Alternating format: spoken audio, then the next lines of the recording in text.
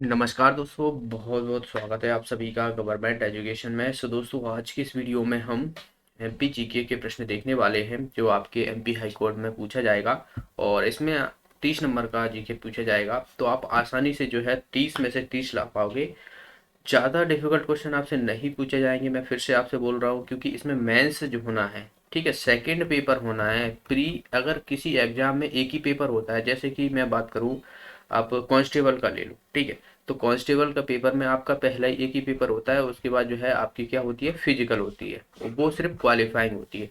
तो इसमें दो पेपर होना है दरअसल, और सेकंड पेपर जो है आपका डिसाइड करेगा, क्योंकि ये क्वालिफाइंग रहेगा, आपका याद रखना है, ठीक है। ये नंबर जो रहेंगे प्री के, वो आपको फाइनल में सिलेक्शन नहीं दिलाएंगे, ये आपका क्वालिफाइंग रहेगा। आप क्वालिफाई करोगे, सेकंड में जाओगे, सेकंड वाला जो आपका एग्जाम होगा उससे ही आपका सिलेक्शन डिसाइड। तो ज़्यादा डिफिकल्ट क्वेश्चन यहाँ से नहीं पूछे जाएंगे, आप आसानी से जो है अच्छे नंबर स्कोर कर पाओगे यहाँ पर 85 प्लस, ठीक है। तो चलिए हम स्टार्ट करते हैं, पहले क्वेश्चन की तरफ बढ़ेंगे हम। पहला क्वेश्चन है आपके पास, धुआंधार जलप्रपात मध्य प्रदेश की किस नदी द्वारा बनाया जाता है? ऑप्शन है यहाँ पर चंबल, नर्मदा, ताप्ती या शिप्रा। तो धुआंधार जलप्रपात दरअसल जो है आपको याद रखना है, तीन जलप्रपात दरअसल। पहला जो है वो धुआंधार, धुआंधार हो गया, एक हो गया सहस्त्र धारा जलप्रपात, और दुग्ध धारा, ठीक है, दुग्ध धारा जलप्रपात, ठीक है। तो ये तीन जलप्रपात दरअसल जो है, ये तीनों ही जो है नर्मदा नदी द्वारा निर्माण किया जाता है। धुआंधार जलप्रपात जो है आपको ये मिलेगा जबलपुर भेड़ाघाट में, जबलपुर भेड़ाघाट में। सहस्त्र धारा आपको देखने को मिलेगा महेश्वर में, ठीक है। और दुग्ध धारा जो है ये अमरकंटक में, ठीक है। तो ये तीनों ही आपको याद रखना है, इसका आंसर हो जाएगा हमारा बी ऑप्शन। नर्मदा नदी जो है ये कहाँ से निकलती है? अमरकंटक से निकलती है, याद रखना है। इसकी जो लेंथ है 13-12 किलोमीटर है टोटल। अगर मध्य प्रदेश में पूछी जाए तो 1077 किलोमीटर जो है इसकी लेंथ है। मध्य प्रदेश के ये 15 जिलों से होकर गुजरती है, ठीक है, 15 जिलों से होकर गुजरती है मध्य प्रदेश की। ये जीवन रेखा कहे जाने वाली नदी है। और एक बात याद रखना है, यह पूर्व से पश्चिम की ओर बहती है, पूर्व से पश्चिम की ओर बहती है, और एस्चुरी का निर्माण करती है, ठीक है, डेल्टा नहीं बनाती है, एस्चुरी का निर्माण करती है। भारत की एकमात्र सबसे बड़ी नदी जो है, जो एस्चुरी का निर्माण करती है, वो है नर्मदा नदी। दूसरी जो है ताप्ती नदी, जो कि कहाँ से निकलती है? बैतूल की मुत्ताई से निकलती है। ये भी जो है वो पूर्व से पश्चिम की ओर बहती है, ठीक है। तो इसे भी आपको रखना, ये भी जो है वो क्या, एस्चुरी का निर्माण करती है, डेल्टा नहीं बनाती है। तो दोनों ही नदी इंपॉर्टेंट है, आपसे सीधे सीधे क्वेश्चन यहाँ से पूछे जाएंगे। ओके, अगला प्रश्न देखते हैं। अगला प्रश्न है, उस्ताद अलाउद्दीन खां किस वाद्य यंत्र के प्रसिद्ध थे? किस वाद्य यंत्र के लिए प्रसिद्ध थे? ऑप्शन है संतूर, सरोद, मृदंग, या बात की जाए तो उपरोक्त में से कोई नहीं। तो उस्ताद अलाउद्दीन खां दरअसल जो है ये आपको सतना में देखने को मिलता है, सतना में, ठीक है, वहां से संबंधित है, और इनके द्वारा जो है वो सरोद बताया जाता था। तो इसका आंसर हो जाएगा हमारा बी ऑप्शन। तो मध्य प्रदेश के जितने भी फेमस पर्यटनी हैं, पर्सनैलिटी है, उनके नाम याद रखना है, उनका जो फील्ड है वो आपको याद रखना है, किस फील्ड से जो है वो कौन सा संबंध रखते थे। अगला प्रश्न की तरफ बढ़ते हैं। अगला प्रश्न है, चटकोरा नृत्य मध्य प्रदेश की कौन सी जनजाति द्वारा नृत्य किया जाता है? बैगा, गोंड, कोरकू या भील?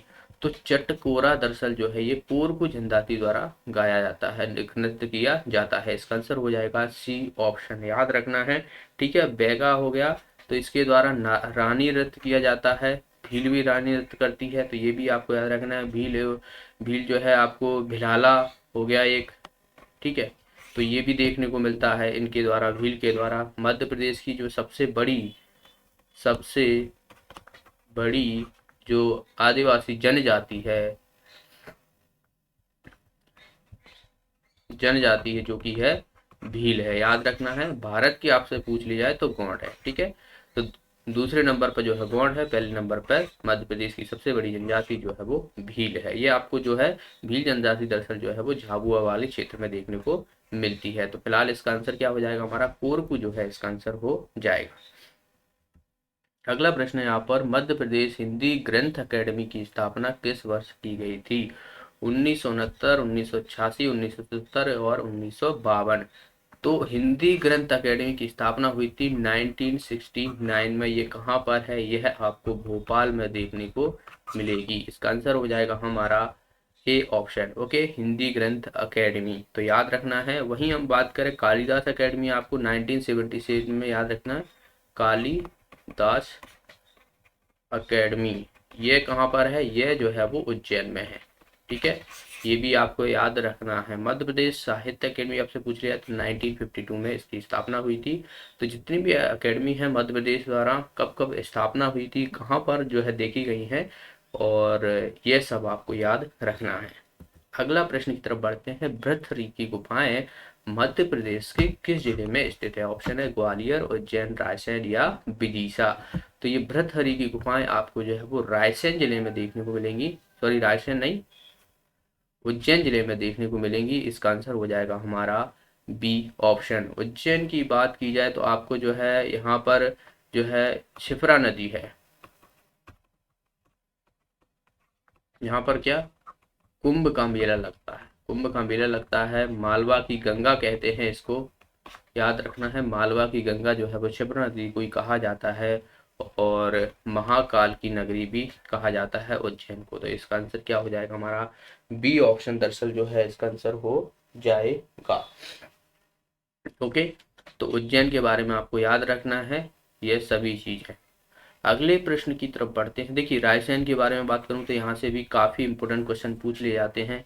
जैसे कि आपको रायसेन में आपको बात की जाए तो जो सांची के स्तूप है, यह जो है इनको यूनेस्को की विश्व धरोहर में शामिल किया गया था 1989 में। और यहाँ पर आपको भीमबेटका देखने को मिलेंगी, भीमबेटका की गुफाएं, जो कि इनको किया गया था 2003 में। तो ये दोनों ही जो है वो यूनेस्को की विश्व धरोहर में शामिल हैं। ग्वालियर में आपको जो है वो बिलौआ की गुफाएं देखने को मिलेंगी। ठीक है, बिलौआ की गुफाएं देखने को मिलती हैं ग्वालियर में। और विदिशा में जो है वो उदयगिरी की गुफाएं देखने को मिलती हैं। तो सभी को आपको याद रखना है। ये सभी जो है भीमबेटका की गुफाएं रायसेन में, विदिशा में उदयगिरी की गुफाएं, उज्जैन में भृतहरि की गुफाएं, ग्वालियर में बात की जाए तो बिलौआ की गुफाएं, और आदमगढ़ की गुफाएं, आदमगढ़ की गुफाएं जो है ये होशंगाबाद में देखने को मिलती हैं। होशंगाबाद का नाम करके क्या कर दिया है? नर्मदापुरम कर दिया गया। ठीक है, तो इन सभी को गुफाओं को आपको याद रखना है। अगला प्रश्न है यहाँ पर, मध्य प्रदेश का पहला स्मार्ट किड्स वैक्सीनेशन सेंटर किस जिले में स्थापित किया गया है या तैयार किया जा रहा है? ऑप्शन है ग्वालियर, जबलपुर, उज्जैन और भोपाल। तो इसका आंसर हो जाएगा हमारा जबलपुर। मध्य प्रदेश का पहला किड्स वैक्सीनेशन सेंटर है। यहाँ पर बच्चों को जो है वो वैक्सीनेशन लगवाई जाएगी, उनको जागरूक किया जाएगा। ओके, तो जबलपुर, जबलपुर के बारे में आपको पता हो तो यह नर्मदा नदी के किनारे है। ठीक है, नर्मदा नदी के किनारे स्थित है, और यहीं पर आपको भेड़ाघाट देखने को मिलता है, जिसे हम यहाँ पर धुआंधार जलप्रपात देखने को मिलता है। ठीक है, जबलपुर में आपको मदन महल हो गया। ठीक है, मध्य प्रदेश की जो मुख्य पीठ है हाई कोर्ट की, वो आपको जबलपुर में ही देखने को मिलेगी। उसकी दो अन्य पीठ हैं, एक कहाँ पर है? इंदौर में, और दूसरी जो है वो कहाँ पर है? ग्वालियर में। याद रखना है, भोपाल में नहीं है। ओके, तो उज्जैन को हम जो है वो सांस्कृतिक राजधानी या न्यायिक राजधानी के नाम से जानते हैं, न्यायिक राजधानी के नाम से जानते हैं, क्योंकि यहाँ पर जो है वो हाई कोर्ट है। यहाँ की साक्षरता दर देखा जाए तो सबसे ज़्यादा है। मध्य प्रदेश में साक्षरता दर देखा जाए तो 81% आपको यहीं पर देखने को मिलेगी। अगर हम मध्य प्रदेश की बात करें तो 69.32% के कुछ करीबन जो है वो ओवरऑल साक्षरता है। लेकिन मध्य प्रदेश का जिला सबसे जो साक्षरता है वो है जबलपुर। यहाँ पर सबसे ज़्यादा साक्षरता दर देखने को मिलती है। तो इतना आपको जबलपुर के बारे में पता होना चाहिए। अगला प्रश्न यहाँ पर कि राज्यपाल की नियुक्ति कौन करता है? राज्यपाल की नियुक्ति कौन करता है? प्रधानमंत्री, उच्च न्यायालय के मुख्य न्यायाधीश, राष्ट्रपति या मुख्यमंत्री? देखिए, राज्यपाल की बात करें तो ये 153 अनुच्छेद के अंतर्गत आते हैं, जिसमें कहा गया है कि राज्य में एक राज्यपाल होना जरूरी है। देखिए, राज्यपाल एक राज्यपाल जो है वो एक से अधिक राज्यों का राज्यपाल हो सकता है, याद रखना है। ठीक है, और कौन से आर्टिकल के अंतर्गत आते हैं? 153 आर्टिकल के अंतर्गत आते हैं। इनकी नियुक्ति जो है वो कौन करता है? राष्ट्रपति करता है, राष्ट्रपति करता है। लेकिन शपथ अगर कहा जाए कि शपथ कौन दिलाता है, शपथ दिलाता है मुख्य न्यायाधीश।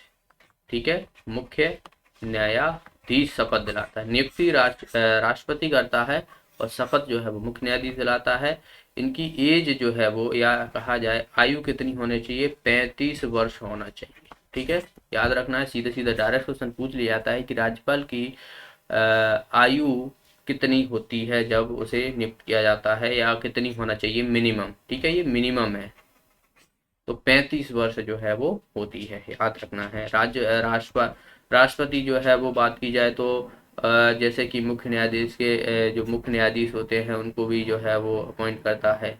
ओके, तो राष्ट्रपति का जो आर्टिकल होता है 52 से लेकर 62 के बीच में होता है, 52 में। और राष्ट्रपति जो है वो, इन पर महाभियोग जो है वो 61 अनुच्छेद के अंतर्गत लगाया जाता है। और 72 में जो है वो क्षमा दान की शक्ति है।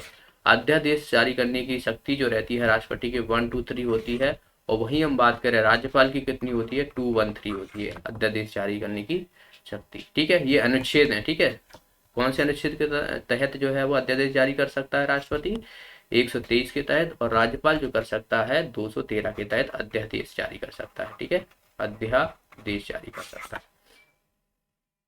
अगला प्रश्न है यहाँ पर, भारत के संविधान में संशोधन करने की प्रक्रिया किस अनुच्छेद में उल्लेख किया गया है, 352, 356, 360 या 368।